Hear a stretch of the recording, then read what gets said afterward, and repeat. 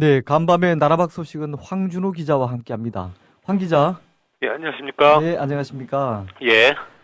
군이 한미 해군 훈련을 어제부터 시작한다고 발표했죠. 일요일에는 군 소식통이 이번 주말쯤에 예. 한미연합 대잠 훈련을 한다고 밝혔었는데요. 예. 군 당국이 그 말을 바꿔서 어제부터 서해에서 한미 해군 훈련을 시작했다고 밝혔습니다. 저도 어제 이 시간에 그 언론에 소개된 군 소식통의 말을 인용해서 금요일 전후에 한다라고 말씀드렸었는데 예. 군이 왜 말을 이렇게 바꿨는지 혹은 의도적으로 거짓말을 한 게 아닌지 그런 것들이 의문인데요. 예. 어찌됐건 언론에 잘못 알린 책임을 군에 물어야 되는데 이 소식통이라는 익명으로 처리를 해가지고 예. 책임을 묻기도 어렵게 됐습니다. 그러네요. 미국의 핵추진 항공모함 니미츠호도 훈련이 끝날 무렵에 참여하게 되는데 서해까지는 안 들어오고 부산항에 입항해서 동해와 남해 일대에서 항모 타격 훈련을 하는 것으로 알려졌습니다. 예. 서해에 안 들어오는 거는 아무래도 중국을 자극하지 않기 위해서 그러는 것 같은데 서해까지 들어온다고 전하는 언론도 있기는 합니다. 서해로 가면 중국이나 북한 레이더에 잡힐 텐데요. 공식적으로 밝히는 것을 어쨌든 꺼리는 것 같습니다. 이 훈련에 대해서 북한이 오늘 아침에도 반발 성명을 냈다고요?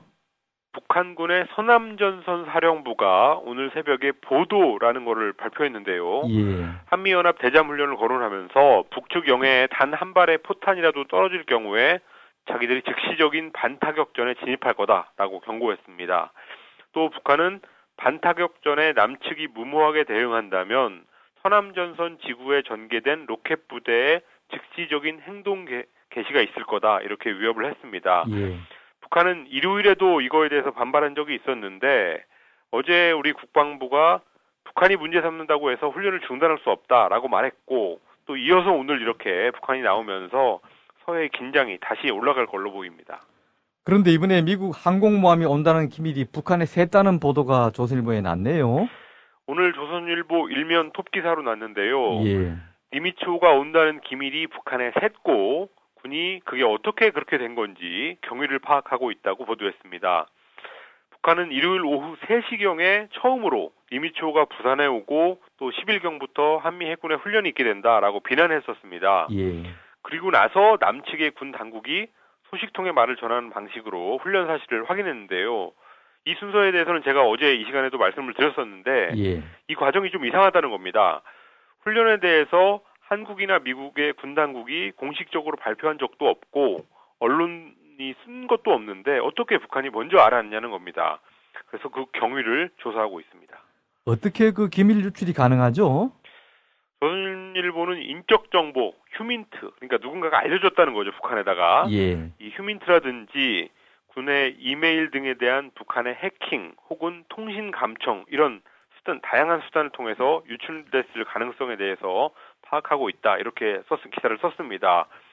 그 외에는 지난주 금요일에 미 해군 홈페이지를 통해서 니미츠호가 7함대 책임구역으로 들어간다라고 밝힌 게 전부인데요. 예.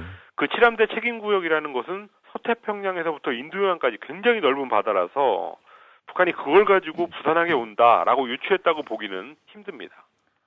군사 기밀이 샜다면 이건 정말 문제 아닙니까?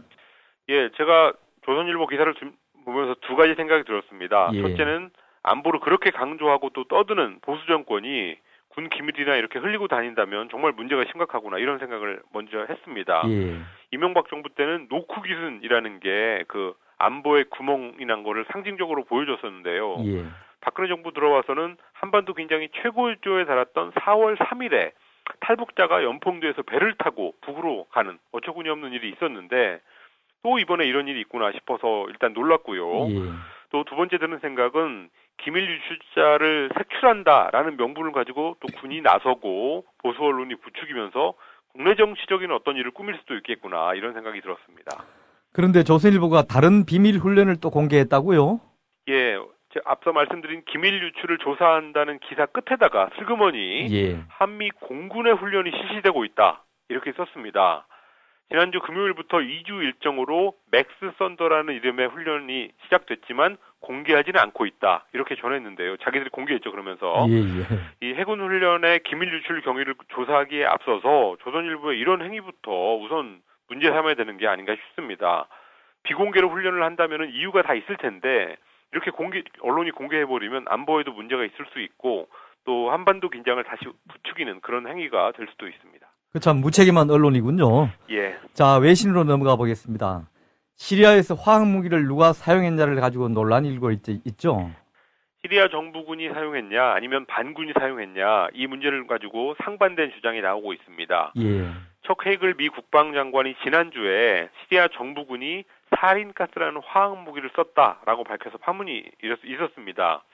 그러고 나서 유엔이 진상을 조사하겠다고 독립조사위원회라는 걸 만들었는데 이 위원회의 멤버인 델 폰테 전 스위스 검찰총장이 시리아 정부군이 아니라 반군이 살인가스를 썼다라고 어제 주장했습니다. 예. 이에 대해서 조사위는 성명을 내고 조사위 차원에서 내려진 결론은 아니다라고 했고요.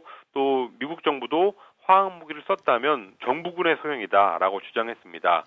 이렇게 정반대의 주장이 만약에 미국하고 러시아에서 나왔다면은 러시아가 시리아 정부 편이니까 그러려니 했겠는데 예. 이게 미국하고 스위스 출신의 인사가 충돌한 거기 때문에 쉽게 결론이 날 문제가 아니라는 것을 보여줬습니다. 미국은 화학무기가 사용됐다면 군사적으로 시리아에 개입하겠다라는 입장인데요. 어느 쪽이 썼는지 불분명해지면서 미국도 쉽게 움직일 수 없게 됐습니다. 자, 네, 끝으로 중국에서 생강에 강한 농약을 뿌려서 키웠다고요? 중국 생강의 주산지인 산둥성에서 맹독성 농약을 뿌려서 생강을 재배해온 것으로 밝혀졌습니다. 중국 신경보 보도인데요. 예. 선농단이라는 농약을 썼는데 이거는 50mg만 먹어도 사람이 사망하게 되는 그런 무서운 농약입니다. 중국 농업부는 이 선농단은 면화, 땅콩, 고구마 같이 비교적 길게 재배해야 되는 작물이 심각한 병충해에 걸렸을 때 그때만 쓸 수 있고 그것도 수확일로부터 150일 전에 한 번만 사용하도록 규정했습니다. 그렇지만 농민들은 수확기인 가을철에도 사용 기준치의 3배에서 6배가 넘는 선농단을 생강밭에 뿌려왔습니다. 현지 농민들이 자기들은 절대로 먹지 않는다고 말할 정도로 뿌렸다고 하는데요. 주로 중국 내수용으로 팔렸다고 하는데 그렇지만 수출용도 전수조사를 하는 건 아니기 때문에 이 농약이 묻은 생강이 외국으로 팔려나갔을 가능성도 없지 않아 보입니다.